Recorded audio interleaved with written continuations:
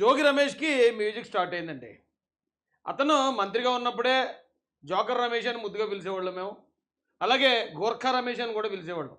ఎందుకంటే ఇతని మొఖం చూస్తే గోర్ఖాలా ఉన్నాడని రఘురామరాజు గారు అతనికి ఆ పేరు పెట్టారు. ఆ పేరు చాలా పెద్ద సార్థకత సాధించింది. అయితే ఇప్పుడు జోగి రమేష్ మీద ఏదో సంథింగ్ అగ్రిగోల్డ్ ఆస్తులనేమో మనోడు చాలా తెలివిగా కబ్జా చేసాడట. కబ్జా చేసి ఈడి మీద లేకుండా ఆళ్ళ కొడుకు పేరున పెట్టాడట. పాపం ఆళ్ళ కొడుకు ఇప్పుడు జైలుకి పోయాడు.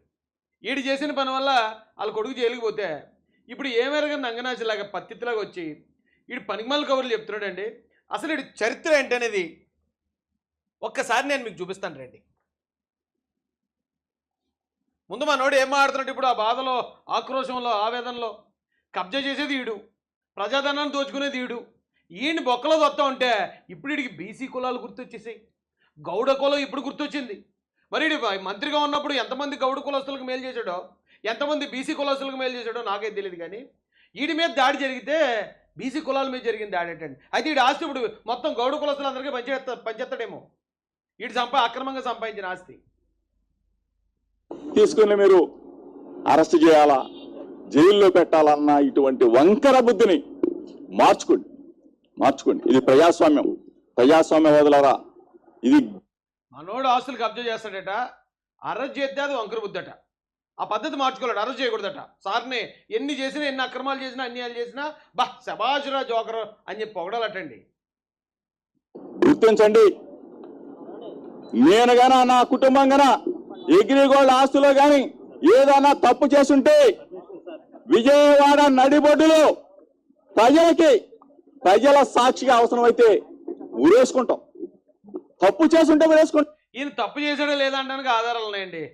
మనం లోపలికి వెళ్ళిపోయి పేపర్లో దస్తావేజులు ఏం తిరిగి ఎక్కర్లే. వీడు చేసిన పనులే మనకు అనుమానానికి ఊతం ఇస్తాయి. అవి ఏంటనేది నేను చెప్తాను. అయితే తప్పు చేస్తే ఉరిదీయండి అన్నాడు. నువ్వు నిజంగా తప్పు చేయలేదనుకో జోకరు, ఎందుకు భయపడుతున్నావు? నీ దగ్గర ఉన్న ఆధారాలు పట్టుకెళ్ళి కోర్టు చూపించు. కోర్టే అరేరే జోకర్ బాబు చాలా మంచోడు, గోర్ఖా బాబు చాలా మంచోడు అని వదిలేస్తుంది కదా నిన్ను, మీ అబ్బాయిని. ఎందుకు రోడ్డు ఎక్కి కులాలను ఎందుకు రెచ్చగొడుతుందో చెప్పరా నాకు. ఒకసారి మీరు వినండి ఎలా రెచ్చగొట్టాడు చూద్దాం. అంతేగాని ఇట్లా మమ్మల్ని బలహీన వర్గాలను వేధించడం న్యాయమా, ధర్మమా? చంద్రబాబు నాయుడు గారు ఈడు ఒక మంత్రిగా పనిచేశాడు, క్యాబినెట్ మంత్రిగా. అయినా ఇంకా బలహీన వర్గాలేనట, అయినా బలహీనుడేనట ఇతను. అమ్మ వెంటనే కులానికి ఆపాదించేస్తారండి. వీళ్ళు జబ్బు పెట్టినా తెలియదు కానీ వైసీపీ వాళ్ళు జబ్బే అది. నిన్న మొన్న 2-3 రోజుల క్రితం అంబేద్కర్ గారి విగ్రహం దగ్గర ఎంత తాటికైనంత అక్షరాలు జగన్ రెడ్డి పేరు పెట్టుకున్నాడని ఎవరికో కోపం వచ్చింది. నీ పేరు మా అంబేద్కర్ దగ్గర ఎందుకురా బాబు, నువ్వు దళిత ద్రోహం తీసిపారెత్తే. అది అంబేద్కర్ మీద జరిగిన దాడట, రాజ్యాంగం మీద జరిగిన దాడట, దళితుల మీద తెలుగుదేశం ప్రభుత్వం చేసిన దాడి. ఒరే సిగ్గేది ఎట్రా మీకు? అలా కడుపుకి అన్నం తిన్నారా, గడ్డి తిన్నారా? మీ అమ్మ బాబు ఎలా పెంచారా బాబు మిమ్మల్ని? అసలు మీరేమో ఏదో పనులు చేస్తారు, సన్నాసి పనులు చేస్తారు, డాకో పనులు అన్నీ చేస్తారు. మిమ్మల్ని ఎవడైనా ఏమనంటే అన్ని కులాన్ని తీసుకొస్తారా? బలహీన వర్గాల సమస్యగా మార్చేద్దామని జోకర్ రమేష్ చాలా గట్టిగా ట్రై చేస్తున్నాడండి. మీకు న్యాయమేనా చంద్రబాబు నాయుడు గారు? దయచేసి మరొకసారి మీరు పాయింట్ నోట్ చేయండి. చంద్రబాబు నాయుడు గారు అట. Point note this point your honour. ఆలోచన చేసుకొని మీడియా మిత్రుల ద్వారా ప్రజలందరికీ కూడా 50 మంది ప్రజలందరికీ కూడా ఇది జోగి రమేష్ మీద కుమారుడి మీద జరిగిన దాడి కాదు. ఇది యావత్ బలహీన వర్గాల మీద, గౌడ కులం మీద, గౌడ కులస్తుల మీద జరిగిన దాడి ఇదని చెప్పేసి మీ ద్వారా తెలియజేస్తా ఉన్నా. కులాల మధ్యలో విద్వేషాలు రేపటం. ఇప్పుడు ఈడు ఏదో పని చేశాడు, సిఐడి వాళ్ళు కేసు పెట్టారు, ఎంక్వైరీ చేశారు. ఎస్ ఈడు దొంగ అని తెలిస్తే అరెస్ట్ చేస్తారు. దానికి ఎందుకండి బలహీన వర్గాలు, గౌడ కులస్తులు వాళ్ళందరూ ఎందుకు వచ్చారు? వాళ్ళందరూ దొంగతనం చేశారు ఈడికిలాగా. వాళ్ళందరూ న్యాయంగా బతుకుతున్నారు, వాళ్ళందరూ కష్టం మీద ఆధారపడి బతుకుతున్నారు. కేవలం ఈడు మాత్రమే జగన్మోహన్ రెడ్డి ఇచ్చిన అధికారాన్ని ఉపయోగించుకుని తప్పుడు దారిలో ఆస్తులు సంపాదించి, ఒరే నువ్వు చేసిన తప్పురా బాబు అంటే కులానికి ఆపాదించడానికి ఎంత నిస్సిగ్గుగా ట్రై చేస్తున్నాడో ఆలోచించండి. ఇతను ఒకటే కాదండి, మొత్తం ఆ వైసీపీ ఫ్యామిలీ మొత్తం ఇంతే. ఇగో వైఎస్ఆర్ అఫీషియల్లో పెట్టారండి. బీసీల మనుగడే జీర్ణించుకోలేని చంద్రబాబు అట. బీసీ నేత మాజీ మంత్రి జోగి రమేష్ బాబు గత కొన్ని రోజులుగా కక్ష సాధిస్తున్నారట. బీసీలపై పగబట్టిన చంద్రబాబు అటండి. అలా చూడండి, మాజీ మంత్రి జోగి రమేష్ బాబు కక్ష సాధిస్తూ అతను బీసీల మీద చంద్రబాబు నాయుడు గారు కక్ష సాధింటున్నారా? ఒరే ఎర్రిపప్పలారా, వైసీపీ ఎర్రిపప్పలారా, ఇలాంటి తప్పుడు ప్రచారం చేసే తప్పుడు నా కొడకలారా. తెలుగుదేశం పార్టీ రాష్ట్ర అధ్యక్షుడు ఎవర్రా? మాజీ అధ్యక్షుడు అచ్చెన్నాయుడు గారు, ఒక బీసీ సంఘ నాయకుడు, ఓ బీసీ కులానికి చెందిన నాయకుడు, తెలుగుదేశం పార్టీ నాయకుడు. ఇప్పుడు పల్లా శ్రీనివాసరావు గారు, అదే బీసీ వర్గం నుంచి వచ్చిన గొప్ప నాయకుడు. అరే రాష్ట్ర అధ్యక్షుడిగా ఒక బీసీని పెట్టిన గొప్పతనం నారా చంద్రబాబు నాయుడు గారు. బీసీలకి అసలు ఈ రాష్ట్రంలో, తెలుగు రాష్ట్రాల్లో బీసీలకి సరైన అవకాశాలు ఇచ్చిన పార్టీ తెలుగుదేశం పార్టీ. ఈ రోజున ఇప్పటికీ కూడా తెలుగుదేశం పార్టీ అంటే బీసీల పార్టీ అంటారా? బేవకు వైసీపీ నాయాల ఇలా తప్పుడు ప్రచారం చేసే వాళ్ళని తిడుతున్నాను నేను. కానీ బీసీల మీద చంద్రబాబు నాయుడు గారు పగబట్టారా? అసలు చంద్రబాబు నాయుడు గారికి ఈ జోకర్ రమేష్ గారి కేసుకి ఏట్రా సంబంధం? జోకర్ గాడేమో ఉండండి ఏం చేయాలి చెప్తాను రండి. ముందు వీడు చేసింది చెప్పేదానికన్నా కూడా ముందు వీడు ఓవరాక్షన్ ఒకసారి చూపించాలండి మీకు. ఈ రోజున ఏమన్నాడు చంద్రబాబు నాయుడు గారు గారు బా అంతకుముందు ఏమని కూడా చూద్దాం రండి. ఇది పవన్ కళ్యాణ్ గారి గురించి అండి. ఇప్పుడు ఈ రోజున నేను వెనకబడిన బలహీన వర్గానికి చెందినోడిని, నేను గౌడు కులానికి చెందినోడిని, నేను బలహీనున్నాను వాగుతున్న ఇదే జోకర్ గాడు మరి గతంలో అధికారంలో ఉన్నప్పుడు మరి ఎందుకు అలా పెట్టలేకపోయావు?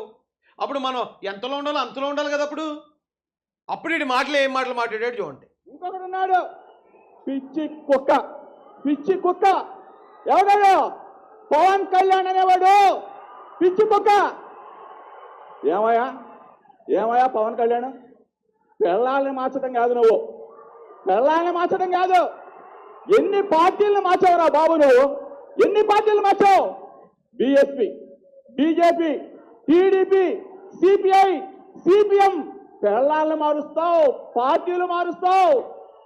మార్చడం అనేది, తాచడం అనేది ఈ పవన్ కళ్యాణ్కి వెన్నతో పెట్టిన విద్య అంటే. ఈయన చూస్తే ఎవరికైనా జాలి కలుగుతుందండి? ఇప్పుడు వీడు బలహీనుడా?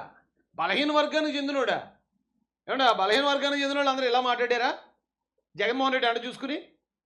చంద్రబాబు నాయుడు గారు అరెస్ట్ అయితే దేశ విదేశాల్లో ఉన్న ప్రజలందరూ రోడ్ల మీదకి వచ్చి తమ నిరసన తెలియజేశారండి. ఆ రోజున ఎంతోమంది కన్నీళ్ళు పెట్టుకున్నారు. అరే అంత గొప్ప ఆయన్ని ఇంత ఘోరంగా అరెస్ట్ చేశారు తప్పుడు కేసుల్లో. ఈ తప్పుడు ఏదోలకు మనం అధికారం ఇవ్వడమే తప్పైంది.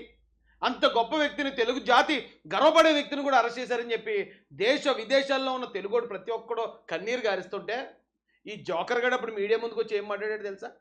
కనీసం కన్సర్న్ లేకుండా, అరే పెద్ద ఆయన్ని అరెస్ట్ చేసామనే ఆ పశ్చాత్తాపం కూడా లేకుండా వీడి వాగిన వాగుడు ఒక్కసారి వినండి. ఈ రోజున ఇప్పుడు వచ్చేసి చంద్రబాబు నాయుడు గారు అంటే ఎవడరా కరిగిపోయేది? దొంగ పనులన్నీ చేసే దొంగ యాదవే నువ్వు. నోటు ఏదొస్తే అది వాగిన యాదవే. ఈరోజు నీ కోసం బీసీ కులాలు, గౌడు కులస్తులు అందరూ నీ కోసం రోడ్ల మీదకి వచ్చి వాళ్ళు అరెస్ట్ అయిపోయి వాళ్ళ కేసులు వేయించుకోవాలా? నువ్వేం చేసావు వాళ్ళ కోసం?